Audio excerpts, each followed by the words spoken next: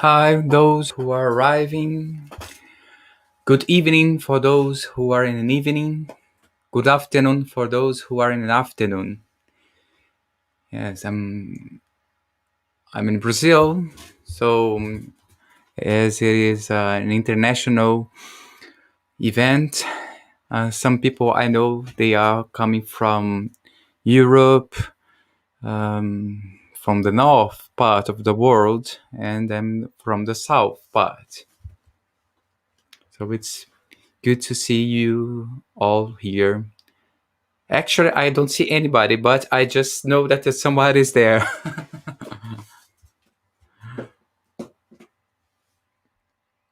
hmm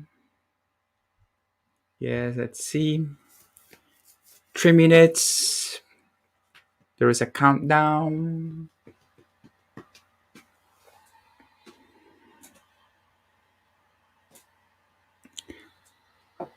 Wow. Hi, Joan. Good to see you. Hi, Carl. Yes, good to know that you are here. That all of you are here. Good. Oh, 10:30 in Greece. Yeah. Wow, late. Great, Fiona. Yes, of course. Good. Yes, here is the middle of the afternoon. Okay. Hello, Wallet. Good. Good to know that you are here too. Bedtime. Yes, I think it will be your bedtime story. It's a good way to do a psychogeography event with bedtime stories for your psychogeography dreams. Well, we are almost there.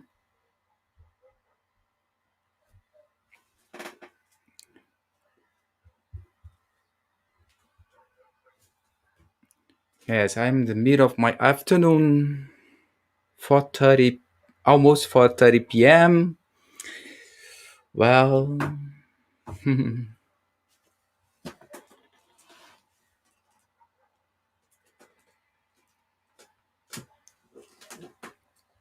hi, Andrea. Before we start, I have to thank Andrea Pinheiro, who is here, because she helped me with the English, um, helping translating something, some parts of the story. So I'm glad and I'm thankful with Andrea because she really helped me. So let's start. 4:30 p.m. here in Brazil, 8:30 over there, and 10:30 in Greece. So it's good to be here. Hi everyone, I'm Caducinelli, and it's a pleasure to be here. I'm here because I'm part of the Fourth World Congress of Psychogeography 2021 program. So let me introduce myself. I'm a storyteller, an actor, an art educator, and a textile artist. Also, I'm in doctorate in geography at the Federal University of Paraná. This special evening, I invite you all to come with me through some places and landscapes to listen to a story. This is a part of an artistic project that I developed named Affected Roots, which is called in Portuguese Percursos Afetivos. I have lived in the south of Brazil, in the city of Curitiba, since 2018. Affected Route is an itinerary storytelling performance with bikes. Before the pandemic, I used to perform while riding my bike, and the audience used to ride with me. When I'm biking, I tell the stories as we pass by some places of the city. When the pandemic started, I stopped all live performances and started to search for different ways to carry on with the project. This experience today is part of this big challenge to bring you one of the affected routes through this remote internet medium. So before we start, I would like to honor the almost 600,000 people that died of COVID 19 in Brazil so far. And with this performance, I make a protest against the atrocities of the genocide government that we have here in Brazil.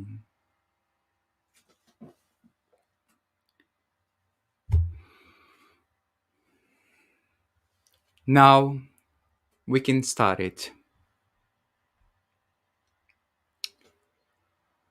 I'll tell you a story, the story of Maria Poeta.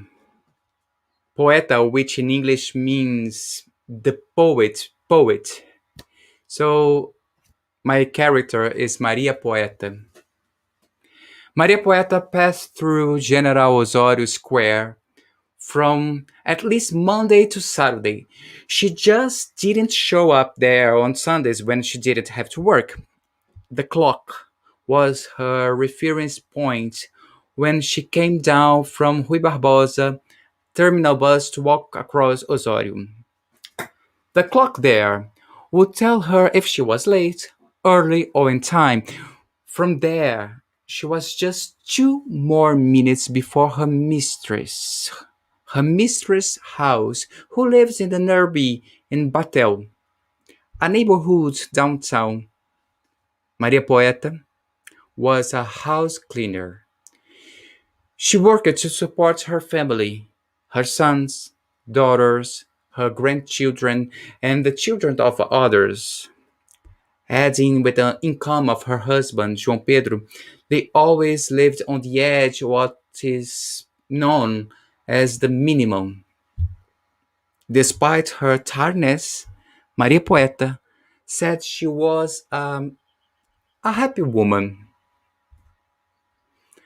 The important thing for her was to provide food on the table and education for her children. Maria Poeta only studied up to the first degree and it was incomplete. However, the little form the little formal study she had was enough to make her a bookworm. She devoured the poetry books she read to her children. She dreamed of a better future for them. On the way from Almirante Tamandaré to Curitiba City Center, looking at the landscape on the bus window, Maria rested. It was the only time she dreamed while writing about the little things of life that fed her soul. As a wise woman, she saw poetry in every little thing, even a dust flake radiating through the ray of a sunlight. She looked in the mirror and recognized the ways in the passing of life on her face wrinkles marked by tears, sweat, and laughter.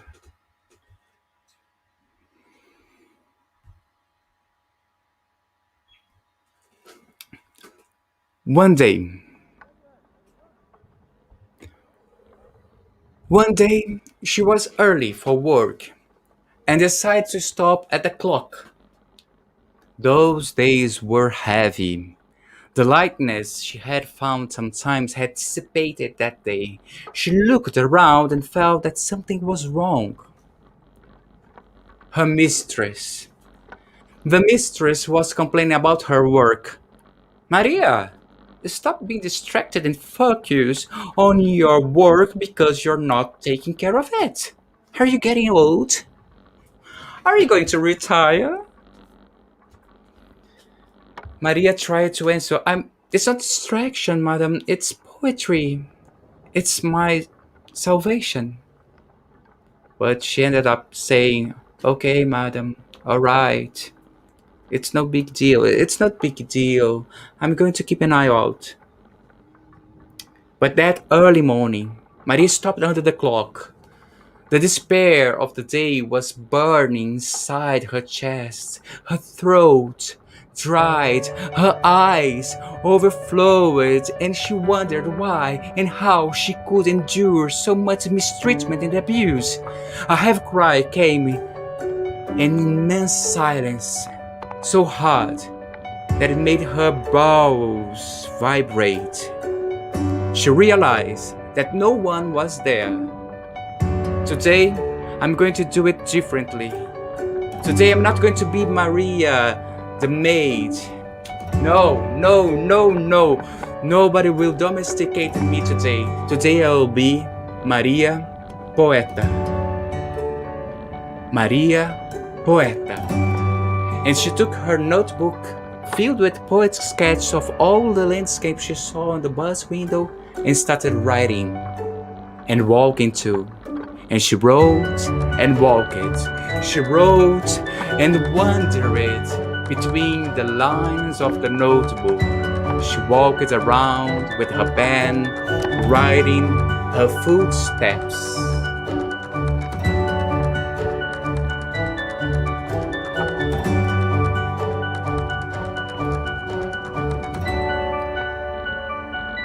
While walking,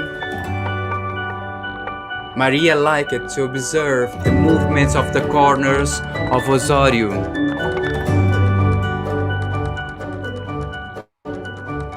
To observe and to listen to the songs of the square corners lovers, to listen to Mr. Sebastian, who must have been over 50 years old and lived nearby in a studio. He was a single man, but he got married almost every night with the generous escort boys. His favorite one was Paulo. They got married and got divorced several times. He had a busy life and had fun time and time again at the porn cinema. In the darkness of the cinema, he talked to Ludmila, a travesti, a transvestite close to him. But it was Paulo who Sebastian was looking for. He wanted to grope the bodies wrapped in the darkness of the dark room and find the surprises in the glory holes, and the corners and disenchantments of Osório deep down. It was himself that Sebastian was looking for and could not find. It was an attempt to confide in Maria that he found a way out, at least in the laughter of his sui generis stories. Maria wrote and walked.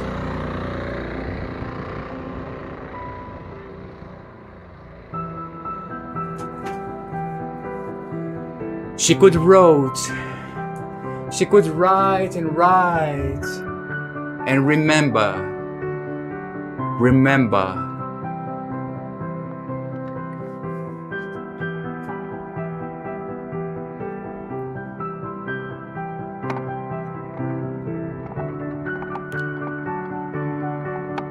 She could remember her childhood. She had 5 brothers and 1 sister. All were raised by a single mother, children of different fathers who have always abandoned her. They all lived in a small house behind a big house that lived stacked over so many other families of abandoned mothers. She remembered. That morning, they ran down the street in an out kids' play. The boys at the front, the worried mother behind with the 2 girls. Maria, one of them. The innocent boys did not pay attention. They ran and crossed the street without looking. The mother, in a protective instinct, ran in the direction of the children. She threw herself in front of them. A car at a high speed could not brake in time. The blow made the brothers, the sister, and the mother all fly away. The girl Maria, on the side of the sidewalk, saw everything and everyone. A silent cry dried her throat. She only came close to her mother, thrown to the ground, who looked at her, and her final breath said, "You are Maria Poeta."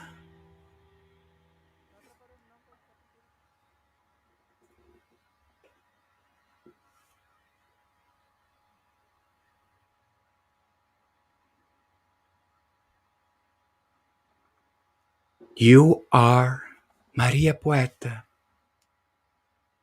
Maria Poeta kept with her this memory. She wrote down and walked. And remember, walking and remembering. She remembered when she was a young woman, Maria found out that she was in love with Barbara. They both always took the same bus and exchanged looks and smiles. One day, they talked on their way to work. They said goodbye around the corner and arranged to go back together to the terminal bus. The meeting point was right there on that corner. In the evening, Maria saw Barbara, and the certainty of the feeling expanded her breast of happiness. "How beautiful you are," said Barbara. "It's in your eyes. I'm so tired, but you look gorgeous," replied Maria. Barbara smiled. In the shadow of the street, they approached and kissed. The taste of their mouths savored the conversation, hand in hand. They walked together that night and the many following nights, while their love lasted.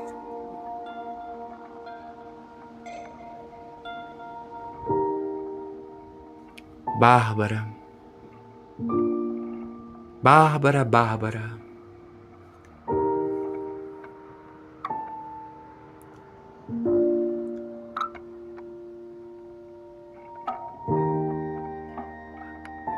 One of Maria's love.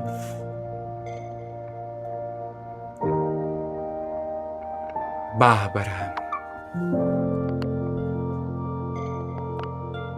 With a special writing, Barbara. And she walked. She walked and writing while walking.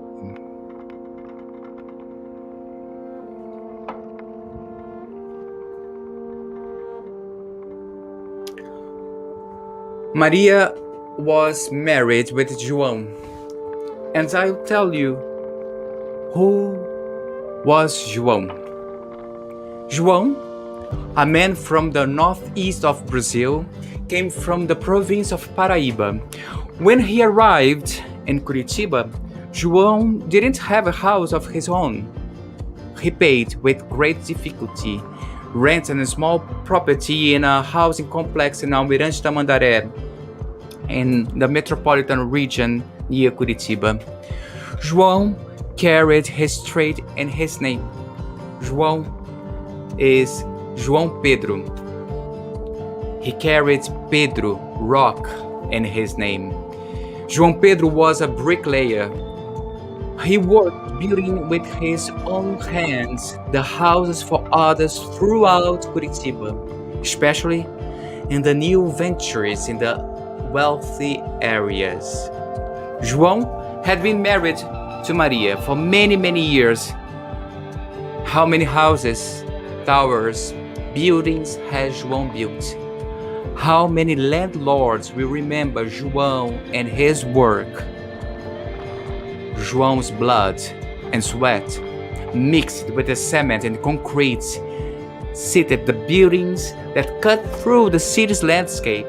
João's blood and sweat are the pillars that lift the city, but no one remembers. Only João, only Maria, only those who are in the backstage of the city mainstream life, only those that are aware of the value of their work. And you, do you remember those whose blood, sweat made your city? Do you remember them?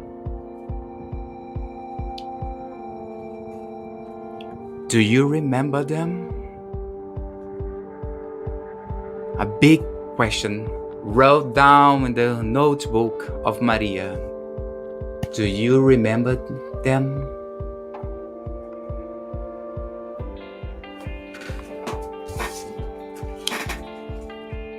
Maria returns to Osório late at night. After wandering all day, and she finds a tarot card on the floor. A big bearded man looks at her and says, "It's yours now. You found the card. Your new life must be lived. Don't be afraid to find out anything about yourself. Come out of the cave like this Jason, the one who carries the fire. Come on. And there is a life to be lived, Maria Poeta." Then he just disappeared. And Maria finally cried.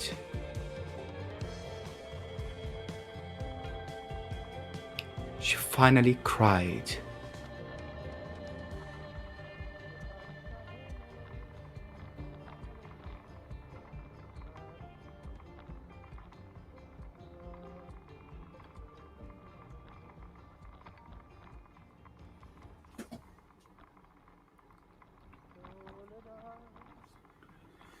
Maria knew she couldn't quit her job.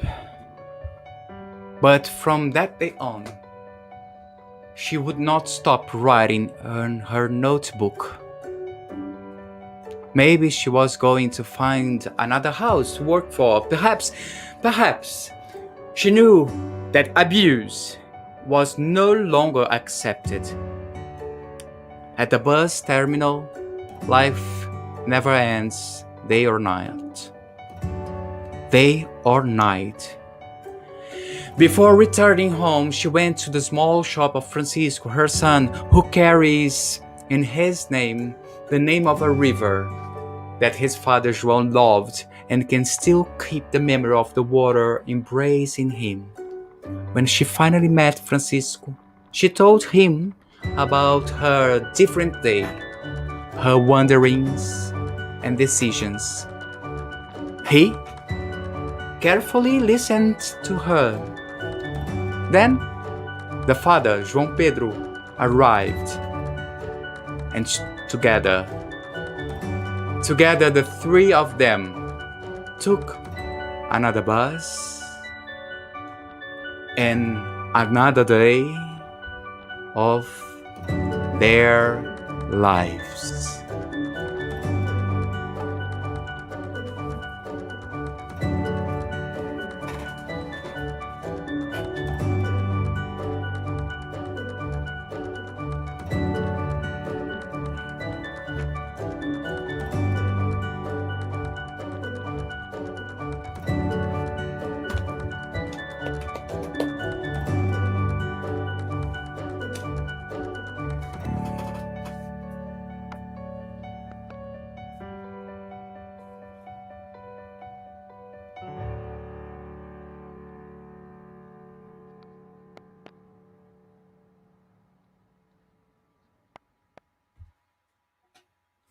That's it.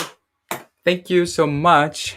Um, Thank you all that are here and follow the program of the Fourth World Congress of Psychogeography.